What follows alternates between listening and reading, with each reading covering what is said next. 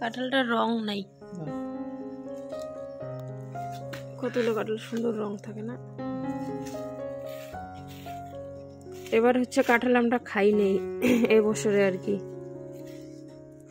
তো সেই জন্য একটা কাঁঠাল এবার খাবো আজকে সকালবেলা। কি ঘুরতেছে ওদের।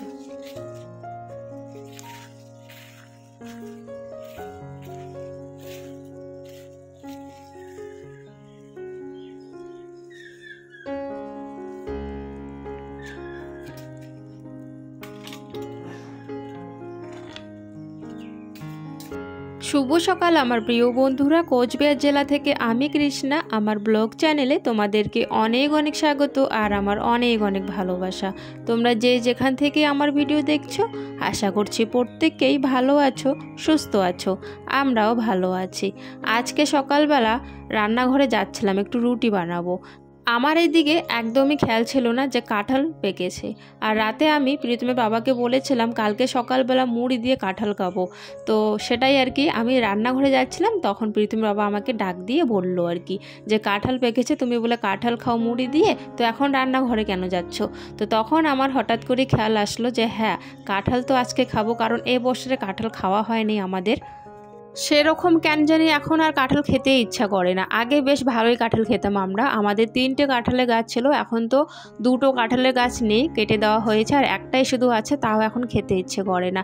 আর যখন যাদের না থাকে না যেই জিনিসটা, তখন কিন্তু সেই জিনিসটা আবার খেতে ইচ্ছে করে। তো যাই হোক, আজকে ওই যে কাঁঠাল পেকেছে, এমনিতে প্রত্যেক দিন কাঁঠাল কিন্তু পাকছে।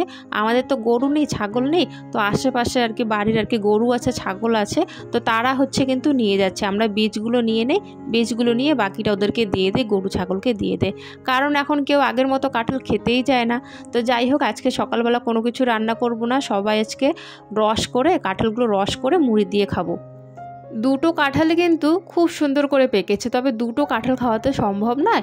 তো একটার ওর কি বীজগুলো বের করে নেওয়া হলো, প্রীতমের বাবা বীজগুলো বের করে নিল, আর একটা হচ্ছে কাঁঠাল আমি নিয়ে নিচ্ছি, বীজগুলো বের করে সম্পূর্ণ একটা কাঁঠাল আর কি পুরো রস করেছি।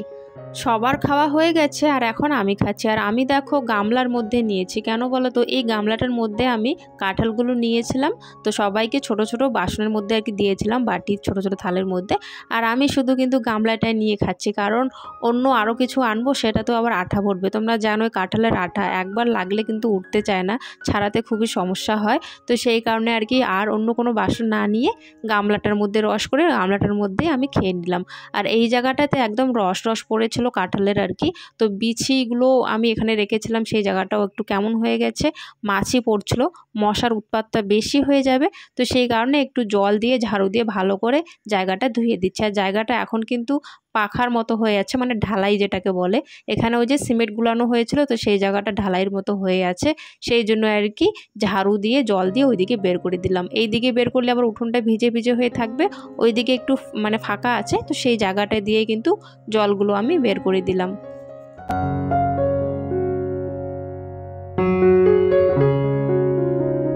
তোমরা যারা এখন আমার ভিডিও দেখছো, তাদেরকে অনেক অনেক ধন্যবাদ, আর আমার তরফ থেকে অনেক অনেক ভালোবাসা তোমাদের মূল্যবান সময়গুলো আমার ভিডিওতে দেওয়ার জন্য। আর হ্যাঁ বন্ধুরা, তোমরা কিন্তু কমেন্ট করতে ভুলো না, তোমরা কে কোথা থেকে আমার ভিডিও দেখছো। একটু ফাঁকা থাকলেই চলে আসে, আর পুরো গাছটা সব খেয়ে শেষ করে দেয়, কোনো কিচ্ছু রাখা যায় না বাড়িতে।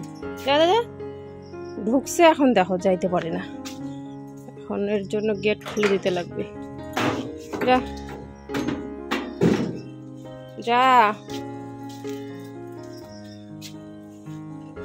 পিতিরে ডাক দিস তোরা, পিতিরে ডাক দে। এখন কিন্তু শাশুড়ি মা সেন্টারে রান্না করছেন আর কি, খিচুড়ি রান্না করছেন।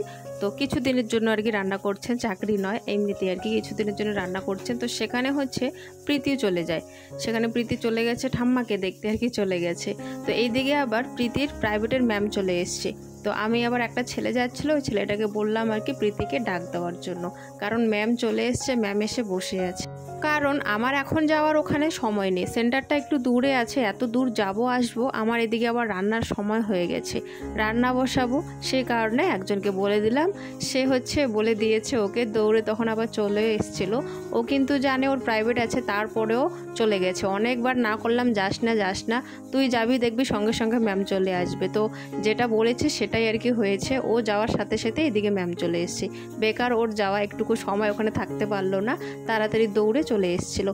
আমি এদিকে দেখো তরকারি ডাল রান্না করেছি, তারপরে লাস্টে রান্না আমার অর্ধেক হয়েছে আর কি। পটল ভাজা এখানে ভাজা করেছি, পটল আর কি ভাজা করেছি এখানে, আর এই যে এখানে মুসুর ডাল, আর এইদিকে একটা তরকারি বানিয়েছি, কাটলে বিছি আলু, আর এগুলো কি, এগুলোর নাম জানি না, এই যে এগুলো দিয়েছি, আর আলু আর কাটলে বিছি দিয়েছি, দিয়ে একটা তরকারি করেছি।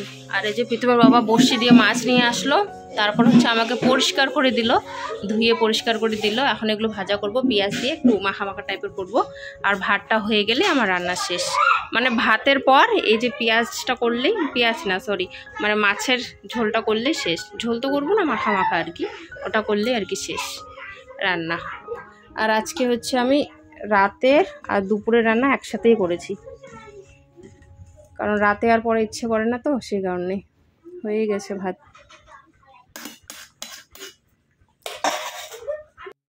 আমার রান্না কিন্তু প্রায় শেষ হওয়ার দিকেই ছিল, মানে ভাতটা রান্না করলেই আমার রান্নাটা হয়ে যেত। এর মধ্যে বড়শি দিয়ে দেখো মাছ নিয়ে এসেছিলো, সেই মাছগুলোকে আবার আমি পরিষ্কার করব না, কারণ আমি ভাতের মার তখন বের করব। তো প্রীতমের বাবা বড়শি দিয়ে মাছ মেরে আনলো বাড়িতে, তারপর আবার আমাকে পরিষ্কার করে দিল। তারপর সেটা আবার একটুখানি আর কি মাখা মাখা করেছি। অনেক দিন ধরেই একটা জাল আনবে বলছিল, জাল আনবে করে কতদিন হয়ে গেল, জালের 200 টাকাও ছিল, সেটাও খরচ হয়ে গেছে, জাল আর আনা হয়নি। তাই ওই যে বড়শি ছিল আগের বানানো, তো সেই বড়শি দিয়ে কয়েকটা মাছ নিয়ে এসেছে, বেশ ভালোই কিন্তু কটা মাছ উঠেছে, মানে আমাদের আর কি দিনের একবেলা খাওয়া কিন্তু হয়ে যাবে। সবাই কিন্তু দেখো দুয়ারের ওই দিকে বসেছে, মানে এই সাইডে বারান্দায় আর কি, ওই ঘরের সামনে বসেছে। কেন বলো তো, খুব গরম দিয়েছে, ওই দিকে স্ট্যান্ড ফ্যানটা লাগানো হয়েছে, ওই দিক থেকে বেশ সুন্দর হাওয়া আসে, তো সেই কারণে সবাই ওই সাইডে আর কি বসে পড়েছে। এদিকে তো প্রীতম মানে খুব গরম, যেহেতু জামা পরেনি, একদমই চান করে আসলো যেহেতু, ও এইদিকে বসেছে, ওকে একটু হাওয়া লাগছিল না, পরে আবার উঠে একটু ওই দিকে যায় ও, কারণ ওই দিকে বেশ সুন্দর, যখন স্ট্যান্ড ফ্যানটা চালু থাকে না, বেশ সুন্দর হাওয়া আসে। আর এত গরমে কিন্তু খাওয়া দেখবে তোমরা শান্তি হয় না, তখন যদি বেশ সুন্দর হাওয়া ওঠে, তখন আবার ওই খাওয়াটা আর কি শান্তি হয়, ভালো লাগে, তৃপ্তি করে খাওয়া যায়। তো সেই কারণে ওইদিকে ফ্যান চালিয়ে দেওয়া হয়েছে। এদের সবাইকে ভাত দেওয়ার পর আমিও কিন্তু ওই গামলাটাতে ভাত নিয়ে এসেছি, ওই গামলাটার মধ্যেই আমি কিন্তু নিয়ে বসে পড়ি খাওয়ার জন্য। আমি যখন কোনো কিছু, মানে গামলা হোক বা বড় থাল হোক, যখন ওখানে ভাত নেই, সবাইকে দেওয়ার পর ওই গামলা বা থালটার মধ্যে যেটুকু ভাত বাঁচে, আরও যদি নিতে হয় নেই, ওই থালটার মধ্যে বা ওই বড় গামলাটার মধ্যেই নিয়ে বসে পড়ি।